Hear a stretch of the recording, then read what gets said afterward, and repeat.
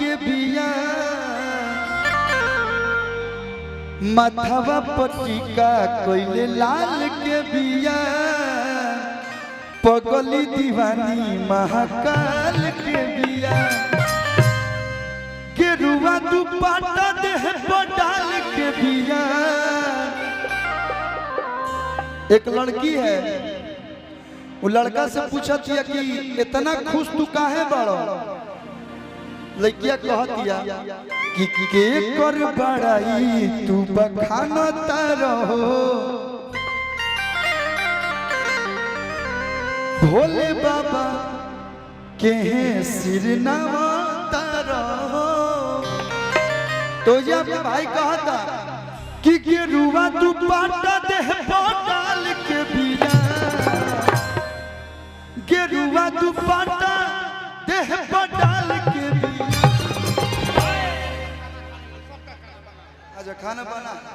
देखिए वैसे तो मैं नहीं बोलता हूँ, लेकिन बाबा के दरबार में यहाँ सब काम करना चाहिए। नहीं हम ही बोल देंगे तो घर थोड़ा ना जाएगा, बना होगा, टेस्टी बना होगा। देखिए इस शिविर में बहुत ही प्यारा प्रसाद बना हुआ है, आप सभी के लिए भोजन का भी उत्तम व्यवस्था है। तो जितने भी बम जी लोग हैं, खाली बम जी लोग जो बाबा को जल चढ़ाने जा रहे हैं, आप लोग बाप अच्छा रुपये अच्छा भैया भैया भैया जाए दो, आप लोग कृपया भोजन ग्रहण कर सकते हैं। सभी बम जी सारी सुविधा निःशुल्क है। बम जी आप आइए और बगल से रास्ता भोजन ग्रहण कीजिए। प्रशासन से इधर लोकल जो भैया बम इधर, आप लोग इधर से हट जाइए ताकि बम जी सब भोजन के ग्रहण कर सके। भैया कि गेरुआ दुपट्टा देह पर डाल के बिया, कि माथवा पटिका कोइले लाल के बिया, पगली दीवानी महाकाल के बिया, माथवा पटिका कोइले लाल के बिया, पगली दीवानी महाकाल के बिया।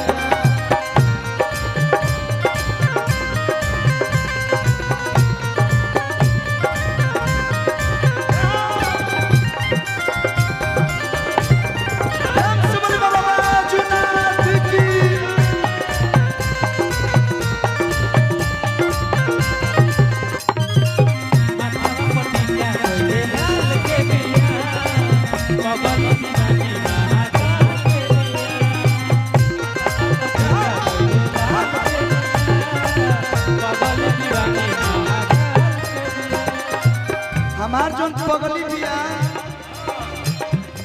धीरे धीरे, अब तो मेरा बिया हो गया तो मेरी मेहरारू ही मेरी सब कुछ है, लेकिन जिसका शादी नहीं हुआ है उसकी जो पगली है, यानी कि आजकल नया जमाने में गर्लफ्रेंड लोग बोल रहे हैं, ओकर बड़ाई करता। उत्तर हेले सोरा घरी बाबा में लीन हो, सोरा घरी बाबा में लीन। अरे बम भोला रोके रात दिन हो, भोला रोके रात दिन हो। भगती में अपना के ढाल के बिया, भगती में अपना के ढाल के बिया, कि माथवा पटिका कोइले लाल के बिया, माथवा पटिका कोइले लाल के बिया, पगली दीवानी